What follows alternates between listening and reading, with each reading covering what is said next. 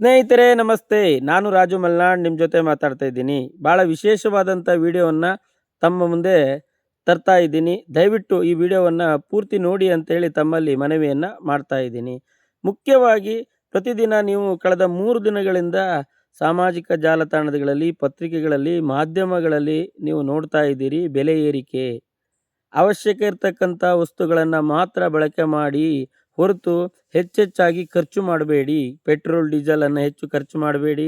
ಚಿನ್ನವನ್ನು ಇನ್ನು ಮುಂದಿನ 1 ವರ್ಷದವರೆಗೆ ಖರೀದಿ ಮಾಡಬೇಡಿ. ರಸಗೊಬ್ಬರಗಳನ್ನು ಬಳಕೆ ಮಾಡೋದಕ್ಕಿಂತ ಏನು ಸಾವಯವ ಕೃಷಿಯನ್ನು ಮಾಡಿ ಅಂತೇಳಿ ಈಗಾಗಲೇ ಪ್ರಧಾನಿಗಳು ಕರೆ ನೀಡಿರ್ತಕ್ಕಂಥದ್ದು ತಮಗೆಲ್ಲ ಗೊತ್ತಿರತಕ್ಕಂಥ ವಿಚಾರ.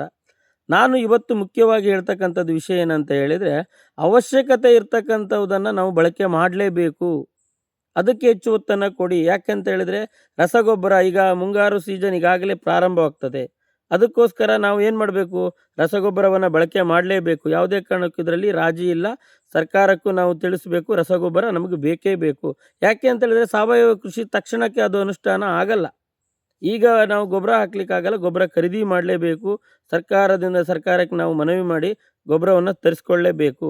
ಎರಡನೇದಾಗಿ ಏನಂತ ಹೇಳಿದರೆ ಪೆಟ್ರೋಲ್ ಡೀಸೆಲ್, ಇದನ್ನು ಪೆಟ್ರೋಲ್ ಡೀಸೆಲ್ ಬಳಕೆ ಮಾಡಲೇಬೇಕಾಗುತ್ತೆ. ಯಾಕಂದರೆ ಕೃಷಿ ಕೆಲಸಗಳಿಗೆ ಏನು ನಾವು ಟಿಲ್ಲರ್ ಅಥವಾ ಟ್ಯಾಕ್ಟ್ರಿಗಳನ್ನು ಅಥವಾ ಯಾವುದೇ ವಾಹನಗಳನ್ನು ಬಳಕೆ ಮಾಡಬೇಕಾದ್ರೆ ಪೆಟ್ರೋಲ್ ಡೀಸೆಲ್ ಬೇಕೇ ಬೇಕಾಗ್ತದೆ. ಅದರ ಜೊತೆಗೆ ಅವಶ್ಯಕತೆ ಇಲ್ಲದಿದ್ದಾಗ ನೀವು ಏನು ಪೆಟ್ರೋಲ್ ಡೀಸೆಲ್ ಬಳಕೆ ಮಾಡೋದು ಬೇಡ. ಸಾರ್ವಜನಿಕ ವಾಹನಗಳಲ್ಲಿ ಹೋಗಿ ಅಂತಕ್ಕಂಥದ್ದನ್ನು ಕರೆ ಕೊಟ್ಟಿದ್ದಾರೆ.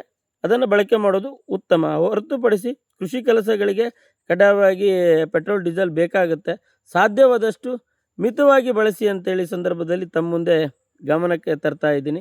ಇನ್ನೊಂದು ಮುಖ್ಯವಾಗಿ ಇರ್ತಕ್ಕಂಥದ್ದು ಅವಶ್ಯಕತೆ ಇದೆ ಅಂದರೆ ನಮಗೆ ಅವಶ್ಯಕತೆ ಇದೆ, ಆದರೆ ಯೂಸ್ ಮಾಡಬೇಕು ಅಂತ ಹೇಳಿದ್ರೆ ನಾವು ಅದನ್ನು ಬಳಸಲೇಬೇಕು ಅಂತಕ್ಕಂಥ ಒತ್ತಾಯ ಇಲ್ಲ. ಚಿನ್ನ ಖರೀದಿ, ಗೊತ್ತಾಯ್ತಾ ಸ್ನೇಹಿತರೆ? ಚಿನ್ನ ಖರೀದಿ ಅಂತಕ್ಕಂಥದ್ದು ನಮ್ಮ ಭಾರತ ದೇಶದಲ್ಲಿ ಅಂದರೆ ಪ್ರಪಂಚದಲ್ಲಿ ಆಮದು ಮಾಡ್ತಕ್ಕಂಥದ್ದು ಒಂದು ದೇಶ ಇದೆ ಅಂದರೆ ಅತಿ ದೊಡ್ಡ ಅಂದರೆ 2ನೇ ದೊಡ್ಡ ದೇಶ ಅಂತ ಹೇಳಿದರೆ ನಮ್ಮ ದೇಶ.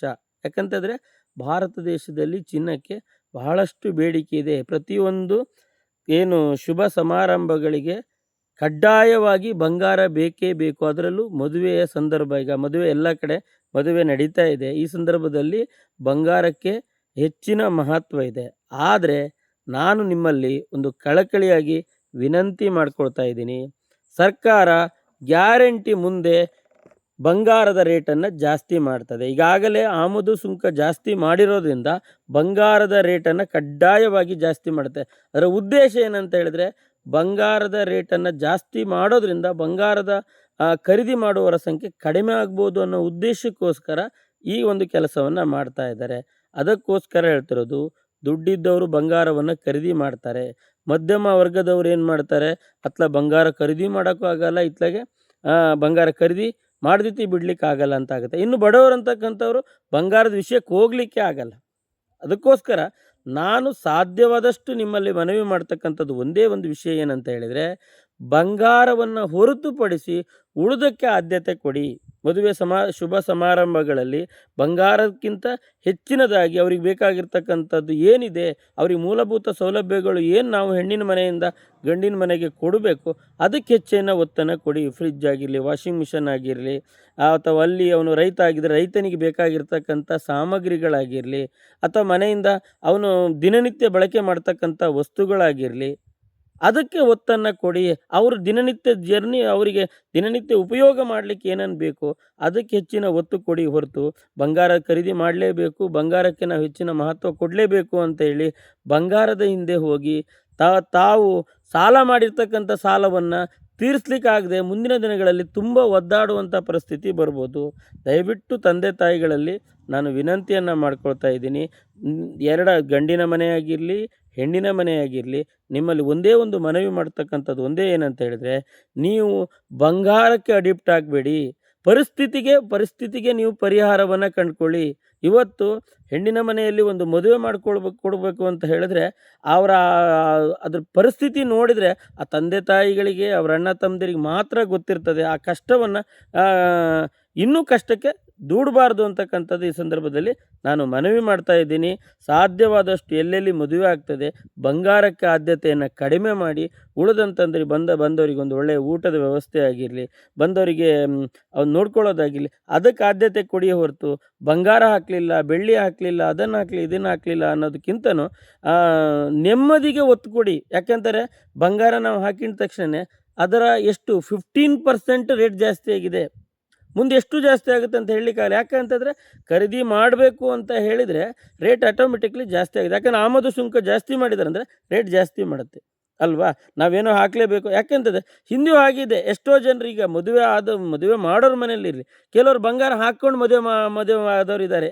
ಯಾರೆಲ್ಲ ಈಗ ಕೆಲವರು ಏನು ಮಾಡಿದ್ದಾರೆ ಅಂತ ಹೇಳಿದ್ರೆ, ಅವರ ಫ್ರೆಂಡ್ಸು ಅವರೆಲ್ಲ ಏನು ಮಾಡಿದ್ದಾರೆ ಅಂತಂದರೆ, ನಂದು ಉಂಗುರ ಇರಲಿ, ನಂದೊಂದು ಚೈನ್ ಇರಲಿ, ಅಥವಾ ಏನೋ ಅಂತ ಬೆಳ್ಳಿದು ಏನೋ ಒಂದು ಹಾಕಿದ್ದಾರೆ. ಇವತ್ತು ಅದನ್ನು ಹಾಕ್ಲಿಕ್ಕಲ್ಲ, 1 ಗ್ರಾಮ್ ಬಂಗಾರ ಖರೀದಿ ಮಾಡಲಿಕ್ಕಾಗಲ್ಲ. ಆದರೆ ನನಗೆ ಬಂಗಾರ ಹಾಕಲಿಲ್ಲ, ಬೆಳ್ಳಿ ಹಾಕಲಿಲ್ಲ ಅಂತೇಳಿ ಸಂಬಂಧಗಳನ್ನು ಕಳ್ಕೊಳ್ಳೋದಕ್ಕಿಂತ ಅದಕ್ಕಿಂತ ಮೀರಿದ್ದು ಸಂಬಂಧ ಅಂತಕ್ಕಂಥದ್ದು ತಿಳ್ಕೊಳ್ಬೇಕು ಅಂತ ಈ ಸಂದರ್ಭದಲ್ಲಿ ಹೇಳ್ತಾ, ದಯವಿಟ್ಟು ಅನ್ಯತಾ ಭಾವಿಸಬೇಡಿ. ಯಾವುದೇ ಪಕ್ಷ ವಿರೋಧಿಯಾಗಿರಲಿ, ಯಾವುದೇ ಸರ್ಕಾರದ ವಿರೋಧಿಯಾಗಿರಲಿ, ಯಾವುದನ್ನು ವಿಡಿಯೋ ಮಾಡಿರೋದಲ್ಲ.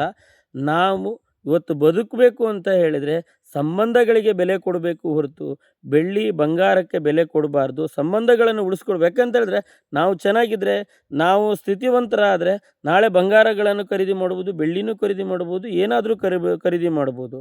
ಆದರೆ ನಾವು ಸ್ಥಿತಿವಂತರಾಗದೆ ಅಯ್ಯೋ ನಮಗೆ ಬಂಗಾರನೇ ಬೇಕು, ಬೆಳ್ಳಿನೇ ಬೇಕು ಅಂತೇಳಿ ನಾವು ಅದ್ರ ಹಿಂದೆ ಹೋದರೆ ಖಂಡಿತ ಸಾಧ್ಯ ಇಲ್ಲ. ಸಂಬಂಧಗಳನ್ನು ಮುರ್ಕೊಳ್ಬೇಕಾಗತ್ತೆ. ಲಕ್ಷಾಂತರ ರೂಪಾಯಿ ಸಾಲವನ್ನು ತಲೆ ಮೇಲೆ ಹೊಯ್ಕೊಳ್ಬೇಕಾಗತ್ತೆ. ಮಾಡಿರುವ ಸಾಲ ತೀರಿಸೋದಕ್ಕಿಂತ ಇದ್ರ ಸಾಲಗಳ ಜಾಸ್ತಿ ಆಗುತ್ತೆ. ದಯವಿಟ್ಟು ಸ್ನೇಹಿತರೆ, ಹೆಚ್ಚಿನ ಜನರಿಗೆ ಈ ವಿಡಿಯೋವನ್ನು ಶೇರ್ ಮಾಡಿ. ಯಾರು ಮದುವೆ ಮಾಡ್ತಾಯಿದ್ದಾರೆ, ಗಂಡ ಆಯಿತು ಹೆಣ್ಣಿನ ಮನೆಗೆ ಈ ವಿಡಿಯೋವನ್ನು ಶೇರ್ ಮಾಡಿ, ಅವರಿಗೆ ಈ ವಿಷಯಗಳನ್ನು ತಿಳಿಸಿ. ಬಂಗಾರ ಬೆಳ್ಳಿಗೆ ಹೆಚ್ಚಿನ ಆದ್ಯತೆಯನ್ನು ಕಡಿಮೆ ಮಾಡಿ, ಆದ್ಯತೆಯನ್ನು ಕೊಡಬೇಡಿ. ಉಳಿದ ಸಂಬಂಧಗಳಿಗೆ ಅವ್ರಿಗೆ ಬೇಕಾಗಿರ್ತಕ್ಕಂಥ ಮೂಲ ಸೌಲಭ್ಯಗಳನ್ನು, ಮೂಲಭೂತ ಸೌಕರ್ಯಗಳನ್ನು ಒದಗಿಸಿಕೊಡಿ. ಅವರು ದಿನನಿತ್ಯ ಬಳಕೆ ಮಾಡ್ತಕ್ಕಂಥದ್ದಕ್ಕೆ ಆದ್ಯತೆ ಕೊಡಿ ಅಂತ ಹೇಳಿ ಇದನ್ನು ತಿಳಿಸಿ ಅಂತ ಹೇಳ್ತಾ ಈ ವಿಡಿಯೋವನ್ನು ಮುಕ್ತಾಯಗೊಳಿಸ್ತಾ ಇದ್ದೀನಿ. ದಯವಿಟ್ಟು ಮತ್ತೊಮ್ಮೆ ಕೇಳ್ತಾ ಇದ್ದೀನಿ, ದಯವಿಟ್ಟು ಕ್ಷಮಿಸಿ. ಯಾವುದೇ ವಿರೋಧಿಯಾಗಿ ವಿಡಿಯೋ ಮಾಡಿಲ್ಲ. ಇದು ಭವಿಷ್ಯದ ದೃಷ್ಟಿಯಿಂದ ಪ್ರತಿಯೊಂದು ಮನೆಯಲ್ಲಿ ನೆಮ್ಮದಿ ಇರಬೇಕು ಅನ್ನೋ ಉದ್ದೇಶಕ್ಕೋಸ್ಕರ ವಿಡಿಯೋ ಮಾಡಿದ್ದೀನಿ. ನಮಸ್ತೆ, ನಾನು ರಾಜು ಮಲ್ನಾಡ್.